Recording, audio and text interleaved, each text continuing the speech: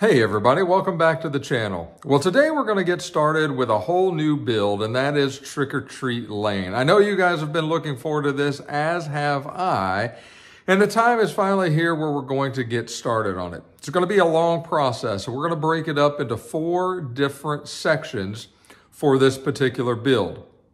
Today, we're going to preview and look at some of the planning process for Section 1. Section 1 is going to be our downtown district, our little town square, whatever you want to call it. And that's what we're going to be concentrating on today. As we go through the rest of the tutorial series, we're going to focus on 2 separate sections of trick-or-treat houses. And then finally, the final section, the 4th section, on a cemetery, a church, and a pumpkin patch to kind of round things out completely. So we're going to start looking at all that as time allows, but right now let's jump in and take a look at Part 1, Section 1, and see where we're at. Okay, so you can kind of see I've gotten to work a little bit on Part 1, Section 1. Again, this is going to be the downtown area. And the vision that I had is sort of some buildings in sort of a semicircle that's kind of drawn up there with some holes traced or some marks for holes that are going to be cut for light cords to come through. And so just kind of let me walk through this. Each piece is going to be 2 foot by 2 foot. And so that's the 2 foot by 2 foot section. The square base at the bottom has not been cut at all. It's just a flat project board that you pick up from, in this case, Lowe's. And so that's what that looks like. The top part has been cut to allow for some sort of a road and some stairs leading up and so on, things like that.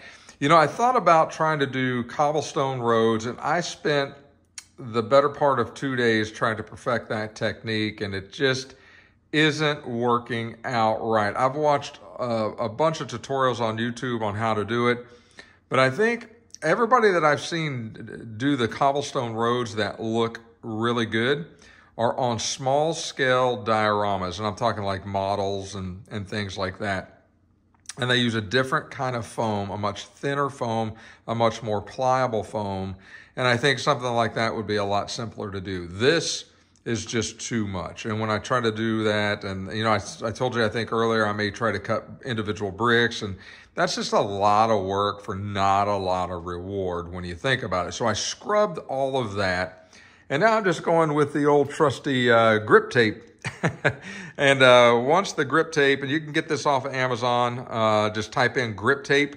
This is a 4-inch wide black grip tape. And so it goes down once, and it's sticky. And when I say sticky, and you've heard me say this before if you watch most of my videos, especially where I use the grip tape, once you unstick it, or once you peel the backing off and put it down on the surface, which this is not, it will not come up. I mean, it is down there permanently, which is what you want. That's good. You don't have to put any glue down.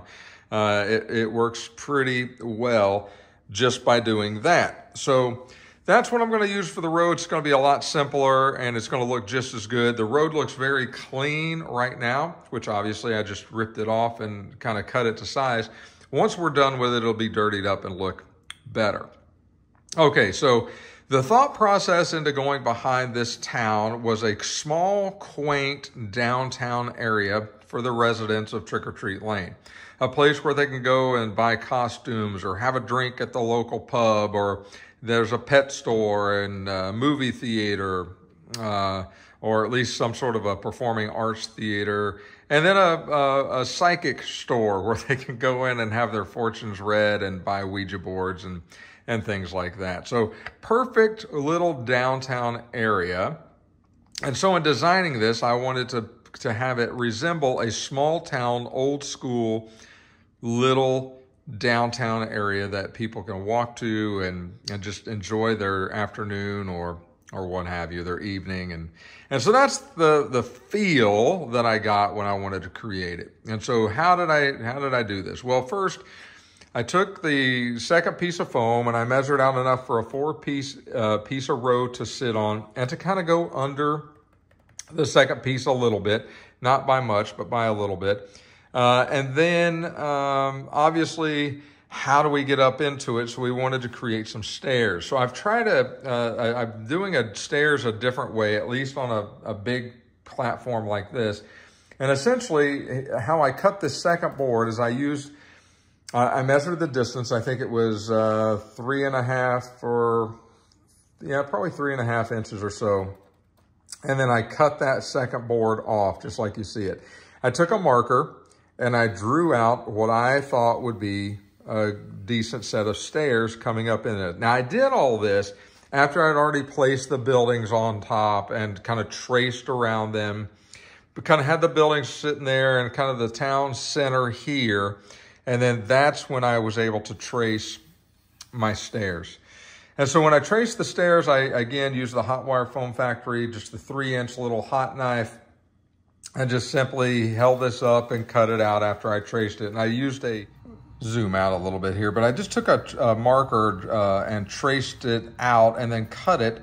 And then I took the excess of the stairs that came, or the piece that came out of here, took it over to the hot wire foam table, the Proxxon, and then set it up to cut it into about a 1/4 inch depth pieces, right? So I took three of those or 4 of those and then cut them a little bit smaller each one and made stairs with them.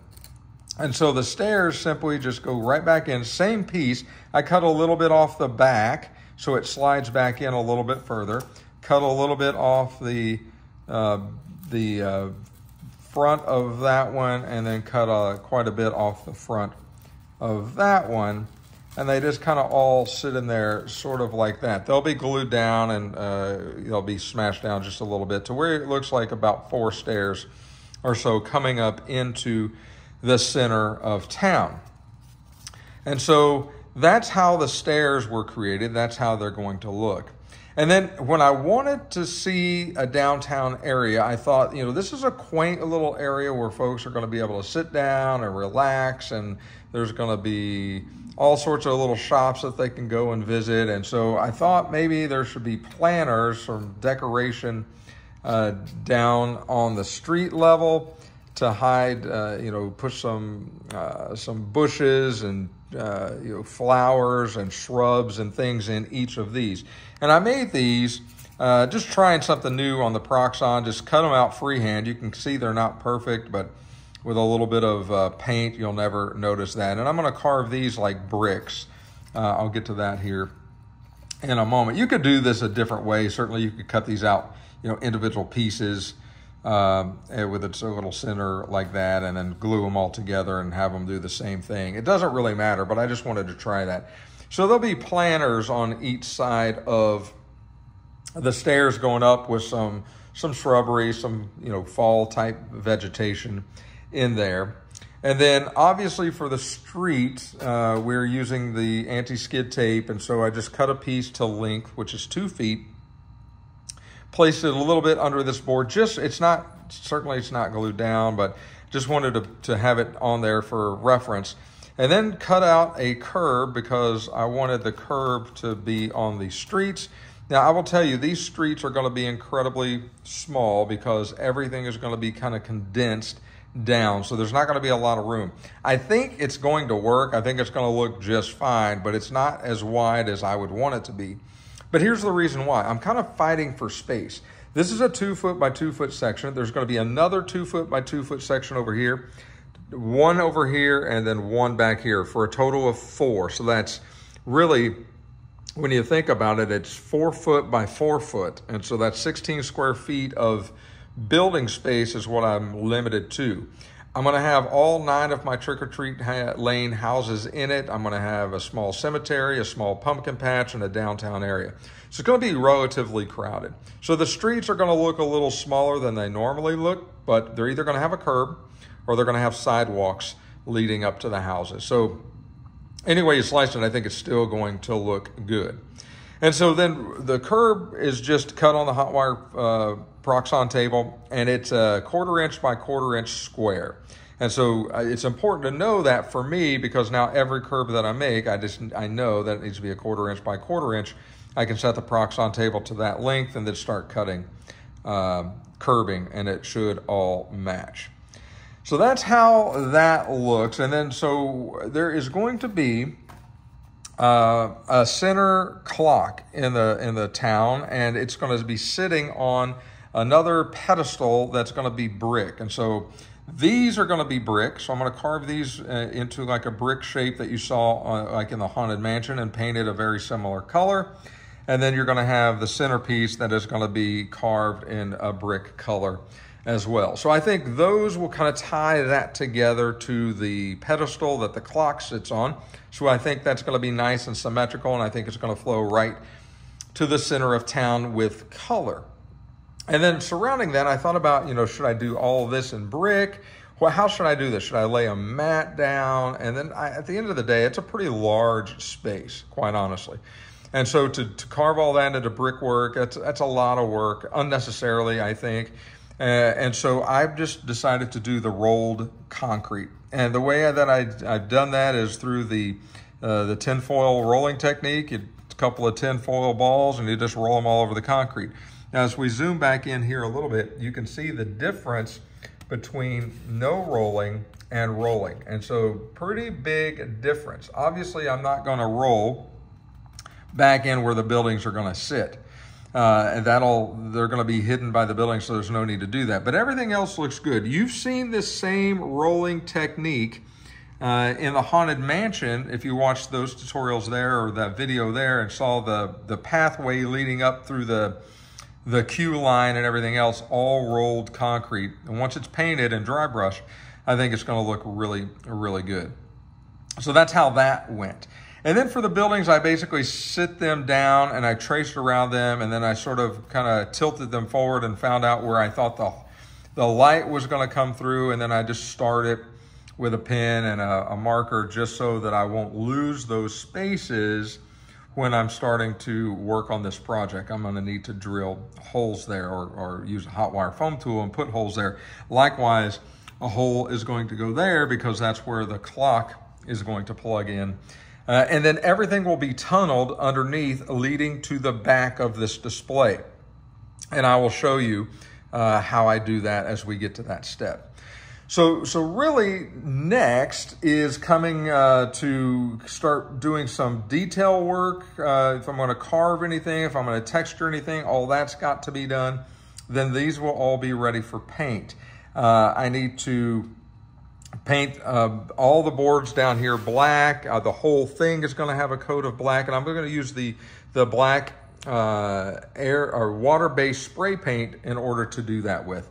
So it's going to go a lot quicker, I think. And so just a light coat just to get the detail on there.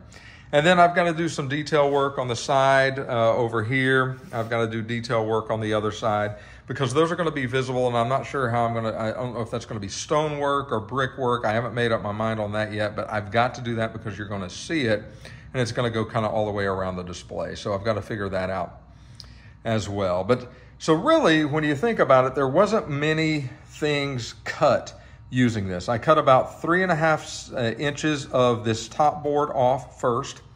I used those scraps to make planters and curb. I used a black magic marker to trace out where I thought the stairs would be. After placing the buildings and looking at it, I traced that out, took the remnants of that cutout, cut them into 1/4 inch slivers, and then made stairs with them. Pretty simple. And so really, that's the only cutting that was really done in this piece. I will obviously have to cut holes in where the lights go, but that's pretty simple, and that's going to be done after everything's painted or close to being painted and glued and everything else. So pretty simple, really. It's all in the design and the layout. And so speaking of design and layout, let me set everything up the way that I think it was supposed to go and the way that I designed it, and then we'll talk about that. Okay, so now it's definitely got a whole different flavor to it, right? So you can kind of see, and I'm zoomed out quite a bit so you can see quite a bit, but we'll zoom in here in a minute. But you can kind of see how the road and the planters kind of lead up into the staircase, and then the staircase leads up into the clock. And then obviously the clock sits right in the center of the square And then let's take a look at the buildings, right? We've got the Critters Pets and Pelts building, which is a classic Department 56 pet store and a taxidermy place on the other side. You got a small little pet cemetery on the side, which is sort of is what it is. You guys have seen the Ouija Mystifying Oracle. That sits into this little town circle. This is probably one of my favorite Department 56 pieces, especially for the downtown area. And this is the Look Who's Talking Now Theater. This is a really, really well done piece. And all of these look amazing when they're lit up as well. And then you've got the Zombie Pub, which is another incredibly cool piece. I've put a green light in this one when it's lit up, and it just looks remarkable.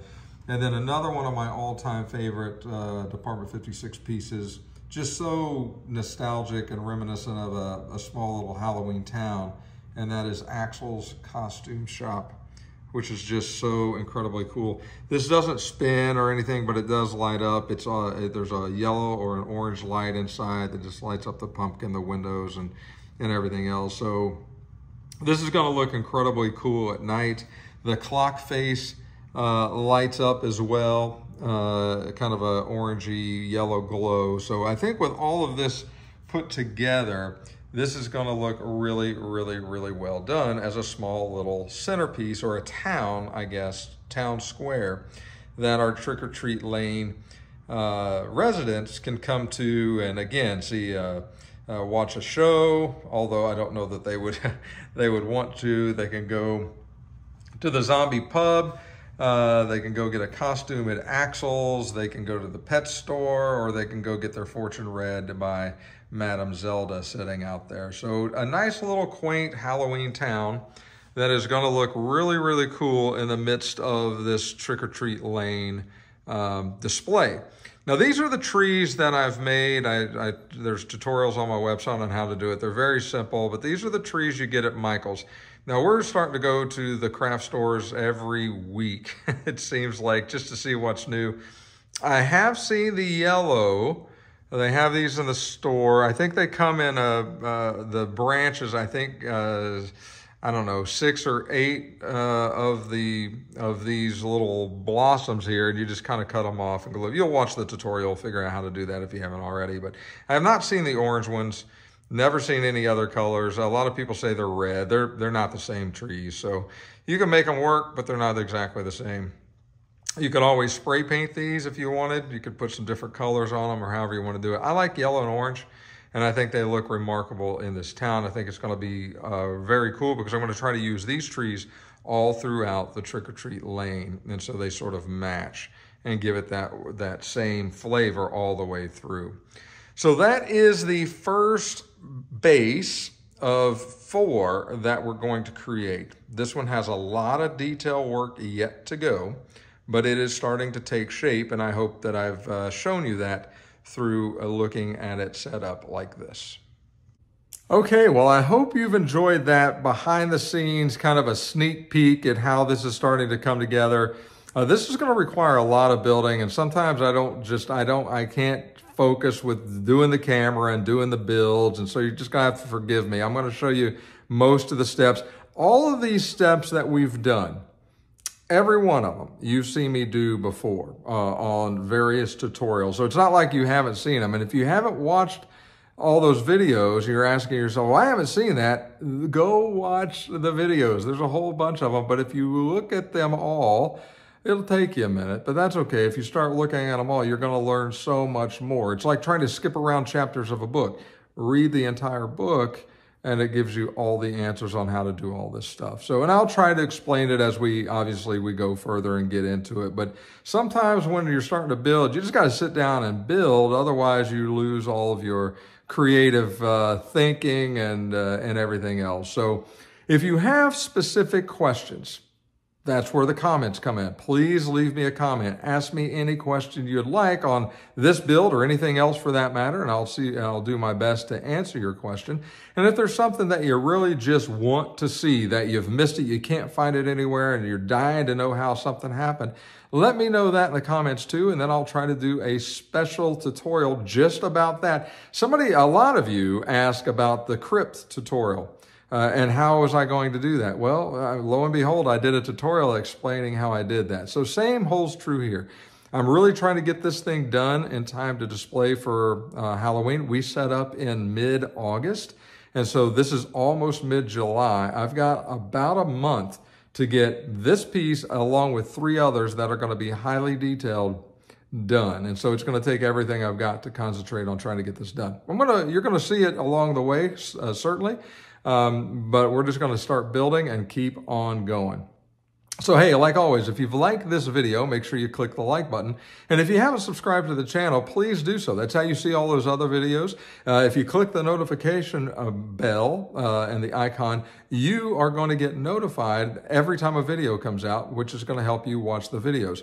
I'd also like to give a shout out to those who have done the super thanks. You don't have to do that, but I certainly do appreciate it. A super thanks, if you don't know, is where you just give a super thanks. It's a monetary amount. It comes straight into the account. I take every single bit of that and pour it right back into what you're looking at now. It helps me buy the trees at Michael's, the bushes, the foam, the road, everything else. So I certainly appreciate those that are doing that. It means the world to me. Again, you don't have to. I do this because I enjoy it, and I hope that shows in the videos that I produce. But I'm certainly grateful for it, so thank you. And so we're going to continue to build, and you've got part 2 to look forward to. We also got to get into some reviews, so we got all that coming up. So until we talk again, take care of yourselves. We'll talk again real soon.